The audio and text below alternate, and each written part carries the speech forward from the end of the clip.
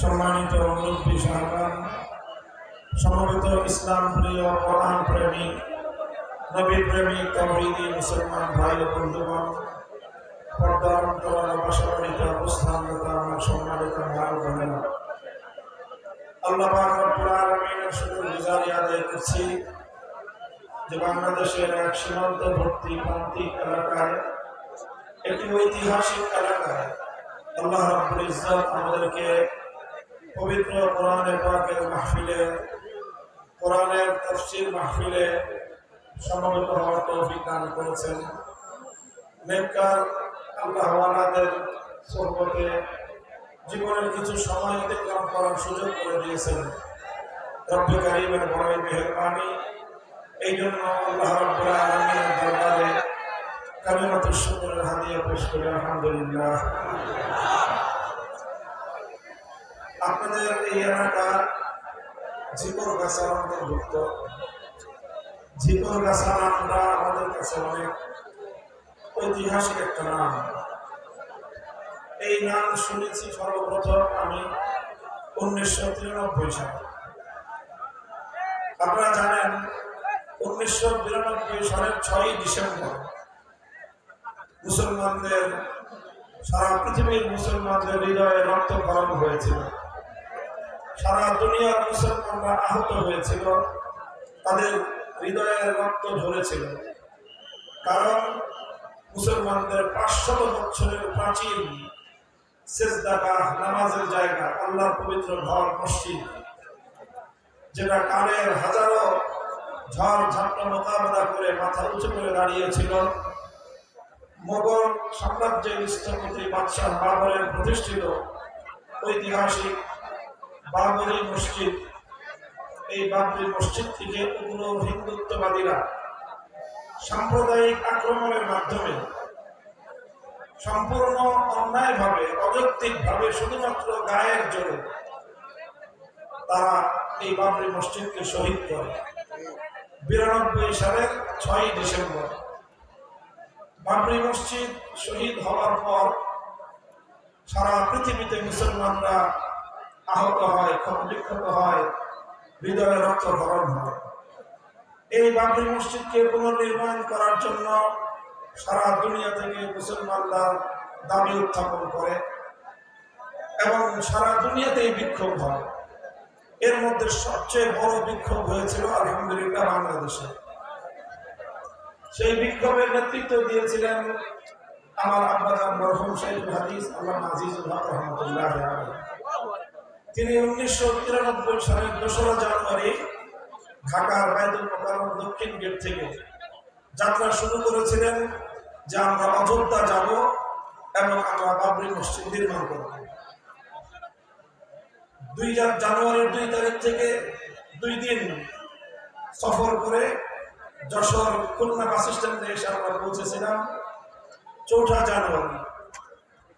জানুয়ারি মাসের 4 তারিখ সকাল 9টায় যশোরের যে কেন্দ্রীয় বাস স্ট্যান্ড, সেখান থেকে পায়ে হেঁটে লক্ষ লক্ষ মানুষ, বিশ্ব মিডিয়ার ভাষ্য মতে 5 লক্ষাধিক মানুষ, নুরানি কাফেলা, ইমানদার তাওহীদি জনতা আল্লাহর ঘর বাবরি মসজিদকে আবার নির্মাণ করার ইমানি জজবা নিয়ে যাত্রা শুরু করেছিল ভারতের অযোধ্যা অভিমুখে। যশোর থেকে ঝিকরগাছা পর্যন্ত প্রায় 16 কিলোমিটার। 16 কিলোমিটার রাস্তা। সকাল থেকে শাইখুল হাদিস রহমাতুল্লাহ আলাইহির বয়স তখন প্রায় 80 বছরের কাছাকাছি। সেই বয়সে উনি ওখান থেকে ওনার নেতৃত্বে মুসলমানেরা পায়ে হেঁটে ঝিকরগাছা পর্যন্ত এসে পৌঁছেছিল। আমি তখন ছাত্র, আমার বয়স তখন 16 বছর। আমিও সেই ইমানি কাফেলায় ছিলাম আলহামদুলিল্লাহ। যশোর থেকে ঝিকরগাছা পর্যন্ত পায়ে হেঁটে আমরা এসেছিলাম এবং সেখানে সেই ইমানি নুরানি কাফেলার উপর গুলি হয়েছিল। 2 জন মুসলমান শাহাদাত বরণ করেছিলেন। বাবরি মসজিদ লং মার্চ এখানে সমাপ্ত হয়েছিল এই ঝিকরগাছা। ইতিহাসের পাতায় ঝিকরগাছা নামটা স্বর্ণাক্ষরে লিপিবদ্ধ থাকবে। যখনই বাবরি মসজিদের কথা আসবে, বাবরি মসজিদকে ওরা ভেঙে ফেলেছে, তারপর সেখানে 500 বছরের ইতিহাসকে মুছে ফেলে একটা কলঙ্কিত রায়ের মাধ্যমে সেখানে রাম মন্দির নির্মাণ করার সিদ্ধান্ত নিয়েছে।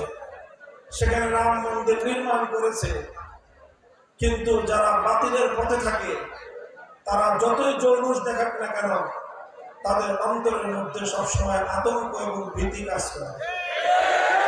আল্লাহ পাক রব্বুল আলামিন হকের মধ্যে, সত্যের মধ্যে এই সাহস দিয়েছেন। সত্যের পথে যারা থাকে, তারা দুর্বল থাকলেও, তারা সংখ্যায় কম থাকলেও, তারা সর্বদিক থেকে সংখ্যায় শক্তিতে দুর্বল থাকলেও তাদের অন্তরের মধ্যে একটা সাহস থাকে। আর মিথ্যাপন্থীরা সংখ্যায় যতই বেশি থাকুক, শক্তিতে যতই বলিয়ান হোক, তাদের অন্তরের মধ্যে একটা ভীতি থাকে, ভয় থাকে। আজকের হিন্দুত্ববাদী শক্তি তারা মুসলমানদের 500 বছরের ইতিহাসকে কলমের খোঁচা দিয়ে মুছে ফেলতে চেয়েছে এবং সেখানে আল্লাহর ঘর বাবরি মসজিদের জায়গায় রাম মন্দির নির্মাণ করেছে। মনে করেছে যে এটাই মনে হয় ইতিহাসের শেষ অধ্যায়। আল্লাহর কসম খেয়ে বলি, এটা ইতিহাসের শেষ অধ্যায় নয়, বরং এই অধ্যায়ের পরে আবার নতুন ইতিহাস রচিত হবে। রাম মন্দিরের জায়গায় আবার বাবরি মসজিদ পুনর্নির্মিত হবে। এই ভয় এবং এই আতঙ্ক হিন্দুত্ববাদীদের অন্তরের মধ্যে আছে। এই জন্য আমি সাধারণ একজন মানুষ, আমি খুঁজে পাই না যে আমাকে এত ভয় পাই না।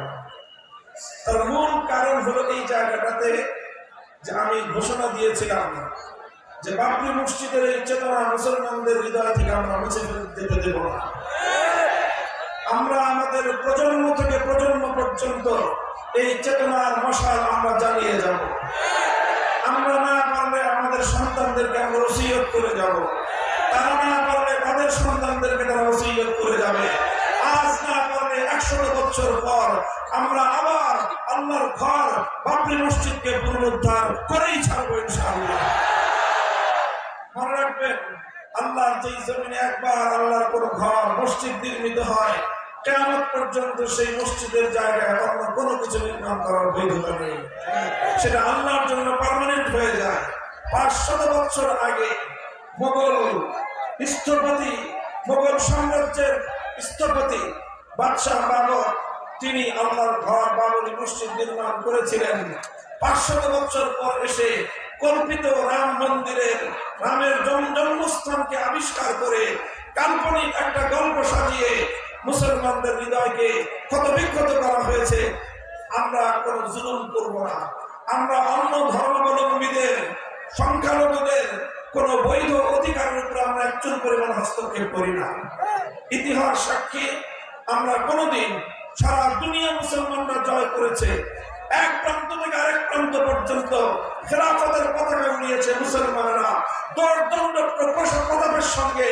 দুনিয়ার এক প্রান্ত থেকে আরেক প্রান্ত পর্যন্ত মুসলমানরা বিজয় করেছে, কিন্তু কোনোদিন অন্যায়ভাবে গায়ের জোরে কোন সংখ্যালঘুদের কোন উপাসনালয়কে তারা মসজিদে রূপান্তরিত করে না। হ্যাঁ, অনেক জায়গায় এমন হয়েছে, এখনো হয়। যারা ইউরোপিয়ান ওয়ার্ল্ডে থাকেন, পশ্চিমা বিশ্বে থাকেন, তারা জানেন সেখানে খ্রিস্ট ধর্মের ব্যাপক অনুসরণ, কিন্তু খ্রিস্টানরা ব্যাপকভাবে তারা তাদের ধর্মীয় রীতিনীতির প্রতি আগ্রহ হারিয়ে ফেলছে। গির্জা যায় না, না যাওয়ার কারণে গির্জাগুলো পতিত থাকে। এক সময় গির্জা কর্তৃপক্ষ তাদের গির্জাগুলোকে বিক্রি করে দিচ্ছে।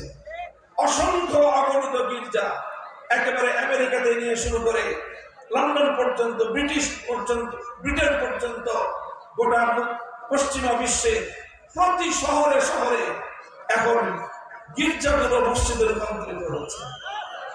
জোর করে নয়, গায়ের জোরে নয়, বরং খ্রিস্টানরা তারা তাদের ধর্মীয় উপাসনালয় ত্যাগ করে মুসলমানদের কাছে স্থাপনা হিসেবে বিক্রি করে দিচ্ছে।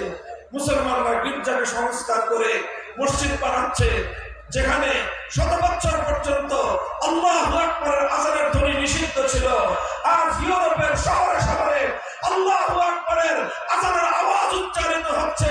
এই আওয়াজ শুরু হয়েছে, থামবে না। সারা দুনিয়ায় আল্লাহর দ্বীন বিজয়ী হবে, ইসলামের পতাকা উড্ডীন হবে।